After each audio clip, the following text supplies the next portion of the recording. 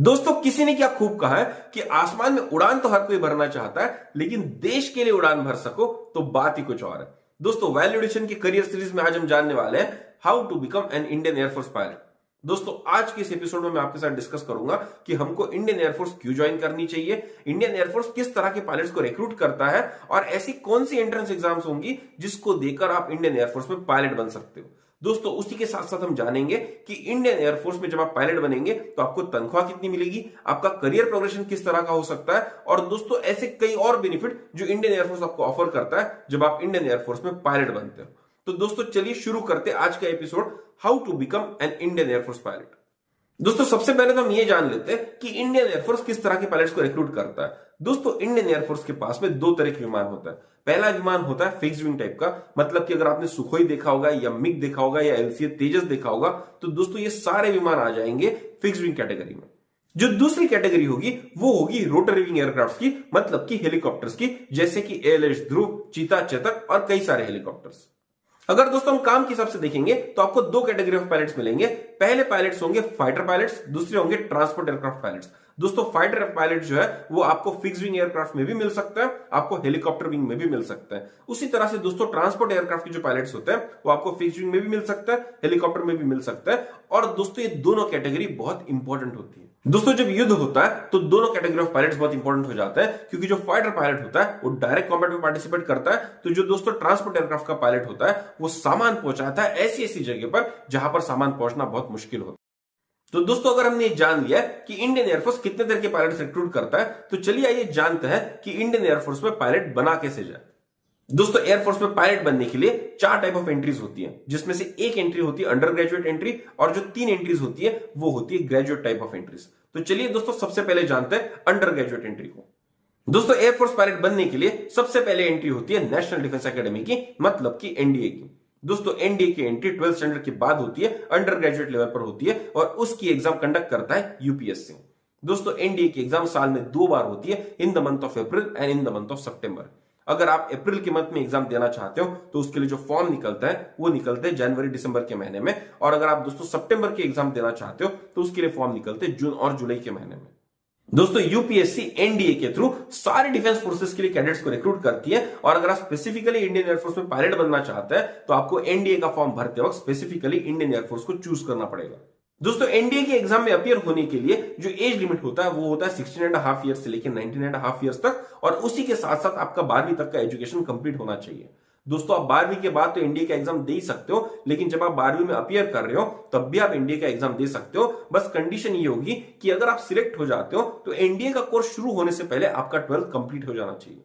NDA का जो entry होता है पहले सिर्फ और सिर्फ बॉयज के लिए हुआ करता था, लेकिन सुप्रीम कोर्ट की जजमेंट के बाद में अब गर्ल्स भी एनडीए के लिए अप्लाई कर सकती है।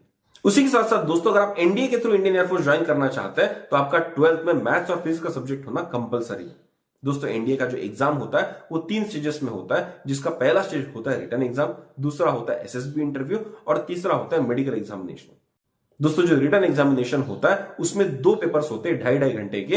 पहला पेपर होता है मैथमेटिक्स का, दूसरा पेपर होता है जनरल अवेयरनेस का। मैथमेटिक्स के पेपर का जो वेटेज होता है वो होता है 300 मार्क्स का, और जो जनरल एबिलिटी का होता है वो होता है 600 मार्क्स का। दोस्तों, जनरल एबिलिटी के पेपर में आपका जनरल नॉलेज टेस्ट किया जाता है, आपका इंग्लिश का नॉलेज टेस्ट किया जाता है, आपका लॉजिकल रीजनिंग टेस्ट किया जाता है, और दोस्तों ऐसे कुछ बेसिक इंसाइट्स आपके टेस्ट किए जाते हैं जो एक इंडियन एयरफोर्स पायलट के लिए एसेंशियल हो सकता है।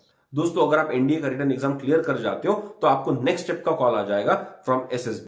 अगर दोस्तों आपने एनडीए का रिटन एग्जाम क्लियर कर लिया है और आपको एसएसबी का कॉल आ चुका है तो आपको यह बात समझने की जरूरत है कि एसएसबी का इंटरव्यू 2 स्टेजेस में टोटल 5 डेज के लिए डिवाइडेड होता है। जो पहला स्टेज होता है उसको कहते हैं ऑफिसर इंटेलिजेंस रेटिंग, मतलब कि जब आप पहले दिन जाएंगे वहां पर तो आपका ऑफिसर इंटेलिजेंस रेटिंग का टेस्ट लिया जाएगा, जो फिर से एक बार एमसीक्यू टाइप का टेस्ट होता है। अगर दोस्तों आप ये पहला दिन क्रॉस कर जाते हो, अगर आप ऑफिसर इंटेलिजेंस रेटिंग की टेस्ट पास कर जाते हो तो ही दोस्तों आपको अगले 4 दिन के लिए वहां पर रखा जाता है, वरना आपको वहीं से वापस भेज दिया जाता है। इसीलिए दोस्तों एसएसबी इंटरव्यू का जो फर्स्ट टेस्ट होता है वो बहुत इंपॉर्टेंट होता है। एसएसबी का जो सेकंड स्टेज होता है वो जनरली 4 दिन के ऊपर चलता है। यहां पर आपका इंटरव्यू लिया जाता है, आपको कुछ कॉन्फ्रेंसेस अटेंड किए जाते हैं, आपको कुछ ग्रुप एक्टिविटीज दी जाती है, आपके साइकोमोटर एनालिसिस किया जाता है, आपका फिजिकल फिटनेस चेक किया जाता है और दोस्तों ये सब चीजों का जो क्यूमुलेटिव स्कोर होगा वो 900 मार्क में ऐड कर फाइनली एसएसबी इंटरव्यू का कोर्स बनेगा। और आपका जो रिटन एग्जाम का 900 मार्क था, ये दोनों मिलाकर दोस्तों 1800 मार्क में जो आपका फाइनल स्कोर आएगा उसी के हिसाब से कैडेट्स को रिकमेंड किया जाता है। अगर दोस्तों आपने एनडीए का रिटन एग्जाम सक्सेसफुली क्लियर कर लिया, एसएसबी क्लियर कर लिया है, तो दोस्तों उसके बाद आपको भेजा जाता है मेडिकल एग्जामिनेशन के लिए। और अगर दोस्तों आप मेडिकल एग्जामिनेशन में भी सक्सेसफुल हो जाते हैं तो आप एनडीए में रिक्रूट हो जाते हैं। लेकिन दोस्तों अगर आप एनडीए के थ्रू इंडियन एयरफोर्स में पायलट बनना चाहते हैं तो आपको यहां पर एक और टेस्ट देना होगा जिसका नाम होगा सीपीएसएस टेस्ट, मतलब कि computerised pilot selection system test. दोस्तों मैं आपको बता दूं, सीपीएसएस का टेस्ट एक आदमी को जिंदगी में सिर्फ और सिर्फ एक ही बार देने के लिए मिलता है। अगर आप इसको क्लियर कर जाते हो तो आपको जिंदगी में फिर से कभी भी इस टेस्ट को देने की जरूरत नहीं है। लेकिन दोस्तों खुदा ना खास्ता अगर आप इस एग्जाम को फेल कर जाते हो तो आप कभी भी इंडियन एयरफोर्स की फ्लाइंग ब्रांच ज्वाइन नहीं कर सकेंगे। दोस्तों सीपीएसएस का जो टेस्ट होता है वो पायलट के एक्यूमेन को टेस्ट करता है और इसीलिए यहां पर इंपॉर्टेंट है। दोस्तों सीपीएसएस में जो पहला पार्ट होगा वो होगा रिटन एग्जाम्स का, जहां पर मल्टीपल चॉइस क्वेश्चंस आपको दिए जाएंगे, जहां पर आपको कुछ मीटर्स दिखाए जाएंगे और मीटर्स को आपको स्टडी करके ये बताना है कि एयरक्राफ्ट का पोजीशन किस तरह का होगा। ये इतना टफ टेस्ट नहीं होता, ये आसान होता है, लेकिन दोस्तों टफ होता है जो नेक्स्ट पार्ट आता है, जो होता है सिमुलेशन बेस्ड टेस्ट। इस पार्ट में दोस्तों आपको एक एयरक्राफ्ट सिमुलेटर में बिठा दिया जाएगा और कुछ वीडियो गेम टाइप्स के आपको गेम्स वहां पर खिलाए जाएंगे, जिसमें आपको 3 से 4 राउंड मिलेंगे, जिसमें से बेस्ट राउंड ही आपका कंसीडर किया जाएगा। दोस्तों सीपीएसएस का जो सिमुलेशन पार्ट होता है ये आपके रिफ्लेक्सेस को टेस्ट करता है, ये आपकी कम्युनिकेशन एबिलिटी को टेस्ट करता है, ये आपके विजुअलाइजेशन को चेक करता है कि आपकी आंखें कितने जल्दी टारगेट्स को आइडेंटिफाई कर सकती है और वो हिसाब से एक्ट कर सकती है। दोस्तों सीपीएसएस का जो टेस्ट है वो इंडियन एयरफोर्स के फाइटर पायलट को मद्देनजर रखते हुए ही डिजाइन किया गया है और दोस्तों इसीलिए टेस्ट बहुत इंपॉर्टेंट हो जाता है। उसी के साथ साथ दोस्तों अगर आप इंडियन एयरफोर्स में पायलट बनना चाहते हैं तो जो आपका आंखों का चश्मे का नंबर होगा उसकी मायोपिक विजन 2.5D से ज्यादा नहीं होनी चाहिए, मतलब कि जो आपकी दूर की दृष्टि है उसका नंबर 2.5 से ज्यादा नहीं होना चाहिए। दोस्तों ये सारे कंडीशंस और लिमिटेशंस इसलिए लगाए गए क्योंकि एक इंडियन एयरफोर्स पायलट का काम बहुत मुश्किल होता है और उसके लिए आपकी बॉडी की फिजिकल फिटनेस, आपकी मेंटल स्टेबिलिटी बहुत इंपॉर्टेंट होती है और सीपीएसएस टेस्ट इसी बात का टेस्ट आपसे लेती है। दोस्तों अगर ये सारे हर्डल्स आप क्रॉस करके एनडीए का एग्जाम क्रैक कर देते हो तो आपको एडमिशन मिल जाता है नेशनल डिफेंस एकेडमी खड़कवासला में। और दोस्तों जब आप एनडीए को ज्वाइन कर लेते हो तो वहां पर आपको स्टाइपेंड के साथ साथ 3 साल का एक डिग्री कोर्स कराया जाता है और आप इंडियन एयरफोर्स पायलट अगर बनना चाहते हो तो आपको उसके बाद में 1 साल का इंडियन एयरफोर्स एकेडमी में ट्रेनिंग भी दिया जाता है। जब दोस्तों 3 साल का एनडीए का कोर्स, 1 साल का इंडियन एयरफोर्स एकेडमी का कोर्स आप सक्सेसफुली कंप्लीट कर देते हो तो आपको परमानेंट कमीशन ऑफर किया जाता है इंडियन एयरफोर्स में और आप बन जाते हो इंडियन एयरफोर्स ऑफिसर। तो दोस्तों यहां तक हमने जाना कि एनडीए के एंट्री के थ्रू अंडर ग्रेजुएट लेवल पे हम किस तरह से इंडियन एयरफोर्स में ऑफिसर बन सकते हैं। दोस्तों जो दूसरी एंट्रेंस होती है वो होती है कंबाइंड डिफेंस सर्विसेज एग्जामिनेशन की। दोस्तों सीडीएस का जो एग्जाम होता है वो होता है ग्रेजुएट लेवल पर, मतलब कि सीडीएस के एग्जाम में अपीयर होने के लिए आपको कम से कम अपनी ग्रेजुएशन कंप्लीट कर लेनी चाहिए। दोस्तों सीडीएस का एग्जाम भी यूपीएससी कंडक्ट कराती है साल में 2 बार और ये एग्जाम्स भी होते हैं अप्रैल और सितंबर के महीने में। अगर आप अप्रैल के महीने में एग्जाम देना चाहते हो तो उसका फॉर्म आपका निकलेगा दिसंबर जनवरी के महीने में। अगर आप सितंबर का एग्जाम देना चाहते हो तो उसका फॉर्म दोस्तों निकलेगा जून जुलाई के महीने में। दोस्तों अगर आप सीडीएस एंट्री के थ्रू इंडियन एयरफोर्स ज्वाइन करना चाहते हैं तो इसके लिए सिर्फ और सिर्फ मेल कैंडिडेट्स अलाउड है, फीमेल कैंडिडेट्स को सीडीएस एंट्री अलाउड नहीं है। लेकिन इसका मतलब ये नहीं है कि फीमेल कैंडिडेट सीडीएस का एग्जाम अपीयर ही नहीं कर सकती। वुमेन कैंडिडेट सीडीएस का एग्जाम अपीयर कर सकती है for recruitment in officers training academy but not in Indian air force. अगर वुमेन कैंडिडेट को इंडियन एयरफोर्स में पायलट बनना है तो उनके लिए सिर्फ और सिर्फ एनडीए का ऑप्शन ही अवेलेबल है। दोस्तों सीडीएस के एग्जाम में अपीयर करने के लिए एज लिमिट होता है 20 से 24 साल के बीच का और उसी के साथ साथ दोस्तों आपको अपना ग्रेजुएशन भी कंप्लीट कर लेना होगा। अगर दोस्तों आप इंडियन एयरफोर्स ज्वाइन करना चाहते हो सीडीएस एग्जाम के थ्रू तो आपकी डिग्री में मैथमेटिक्स और फिजिक्स के सब्जेक्ट होना बहुत कंपलसरी है।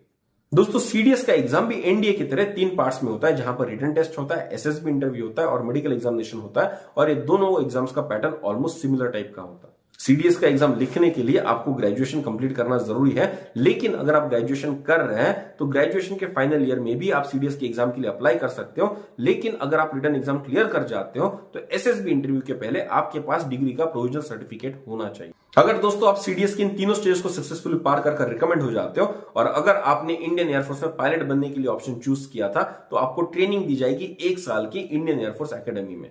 इस 1 साल के ट्रेनिंग के सक्सेसफुल कंप्लीशन के बाद में इंडियन एयरफोर्स आपको ऑफर करता है परमानेंट कमीशन। दोस्तों सीडीएस के साथ साथ ग्रेजुएट लेवल पे एक और इंडियन एयरफोर्स में एंट्री होती है जिसको कहते हैं एफकैट, मतलब कि Indian air force common admission test.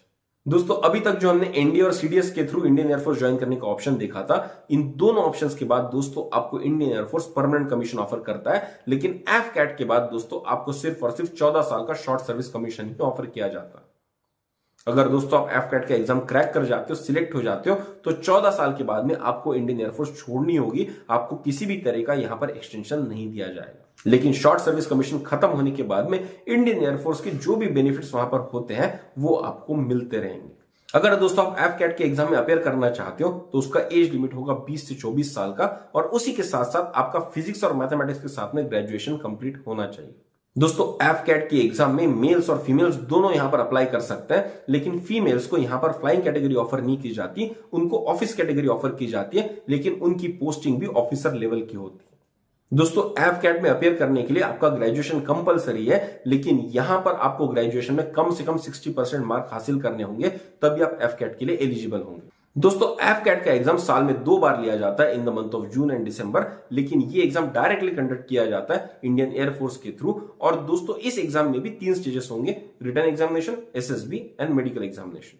दोस्तों अगर आप इंडियन एयरफोर्स में 14 साल का शॉर्ट सर्विस कमीशन करना चाहते हैं तो एफकैट एक बहुत अच्छा ऑप्शन हो सकता है।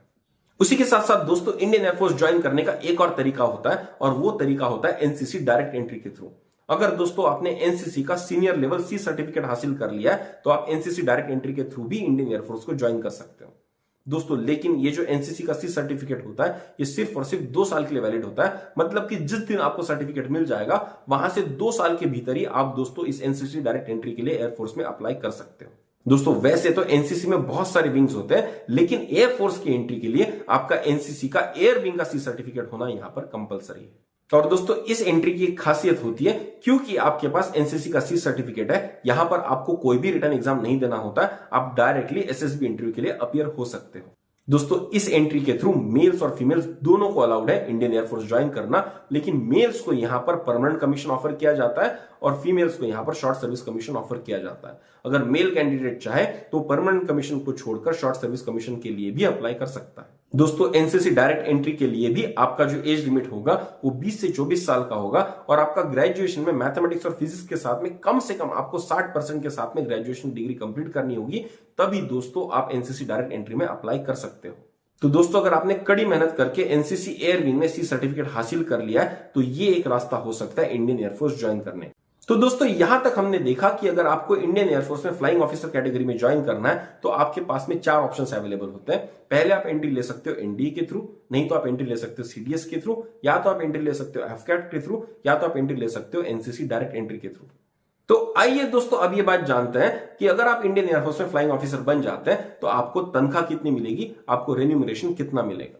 दोस्तों इंडियन एयरफोर्स में फ्लाइंग ऑफिसर की तनख्वाह होती है तकरीबन सालाना 12 से 15 लाख तक, लेकिन दोस्तों इसके साथ साथ उसको बहुत सारे बेनिफिट्स भी मिलते हैं, जैसे कि एयरफोर्स कैंटीन में जाकर वो सब्सिडाइज रेट पर सामान खरीद सकता है। उसी के साथ साथ दोस्तों उसको साल की 60 लीव्स मिलती है, जो अर्न लीव्स होती है वो चाहे तो उसको यूज कर ले, वो चाहे तो उसके अगेंस्ट में पैसे ले ले। सैलरी के साथ साथ दोस्तों इंडियन एयरफोर्स आपको अकोमोडेशन भी प्रोवाइड करता है और आपको बहुत सारी अलग अलग फैसिलिटीज प्रोवाइड करता है आपके ग्रेड के हिसाब से।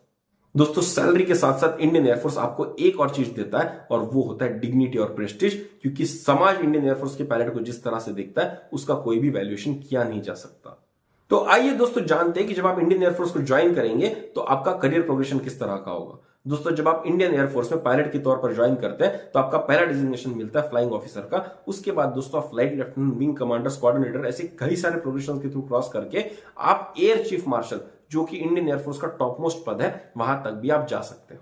तो दोस्तों अगर आपके दिल में देशभक्ति की भावना बहुत स्ट्रांग है और अगर आप एक प्रेस्टिजियस जॉब करते करते एडवेंचर का फील लेना चाहते हैं तो इंडियन एयरफोर्स का जॉब आपके लिए बहुत सुटेबल होगा। दोस्तों वैल्यू एडिशन की करियर सीरीज में हमारी यही कोशिश चलती है कि आपके साथ एक अवेयरनेस शेयर की जाए कि कितने तरह के करियर ऑप्शंस अवेलेबल होते हैं, और दोस्तों मल्टीपल करियर ऑप्शंस हम आपके सामने लेकर आते रहेंगे। अगर दोस्तों आपको इस एपिसोड में वैल्यू दिखी है तो जरूर शेयर कीजिए अपने दोस्तों के साथ, अपने परिवारजनों के साथ। हमको कमेंट बॉक्स में कमेंट करके जरूर बताइएगा कि आपको इन्फॉर्मेशन कैसी लगी और ऐसे कौन से करियर्स है जिसके बारे में आप और जानना चाहेंगे। तो डेफिनेटली दोस्तों उन सारे करियर्स के बारे में इंफॉर्मेशन हम आपके सामने जरूर लेकर आएंगे।